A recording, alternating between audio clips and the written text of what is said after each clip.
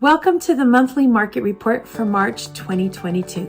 My name's Michelle Perez with Remax Gold, and I'm thrilled to be here today to talk about an important topic in the housing market, home ownership and net worth. If you are a potential home buyer right now, some of this might sound familiar. You're seeing home prices rising. You're not sure you should be buying right now. You're concerned there's a bubble and that we're headed for a foreclosure crisis. If this is you, I encourage you to look at the data from my last monthly market report on the forbearance and foreclosure update, because the data simply shows that we're not headed for a foreclosure crisis. We won't see a wave of inventory coming to the market that's going to significantly tip the scales into a buyer's market. There just aren't enough homes going into foreclosure. And we're so grateful for that, because that means more and more people are staying in their homes.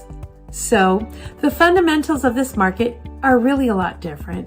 And the reality is, I know that people still have concerns. I want to ease those fears. I want to make sure you understand what the data is saying when it comes to understanding the housing market and having that confidence today.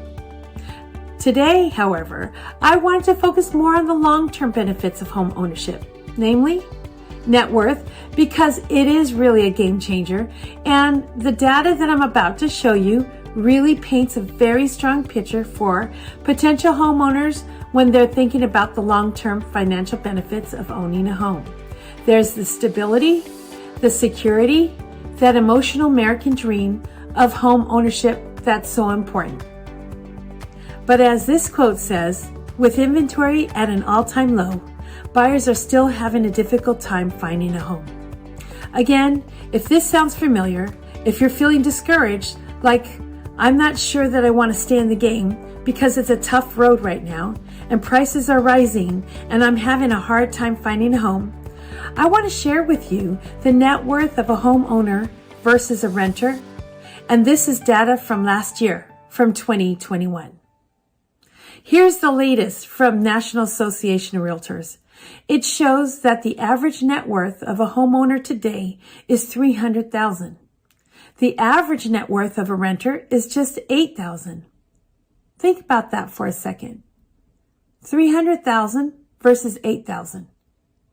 If we're talking about building that financial future and really thinking towards that long-term goal of home ownership, and we look at the data, the history that shows how much homes have appreciated over the last 5 to 30 years even. You know, that's the differentiator of net worth. Especially for those of you that are renting and you're thinking, I could buy right now, but I'm going to wait. I'm going to see if prices fall. I'm going to see if mortgage rates drop. The data, however, shows that we're not in an environment where that's projected to happen. When we look at the big picture, home prices are rising. They are still accelerating. They're projected to continue rising, and that is a direct reflection of supply and demand.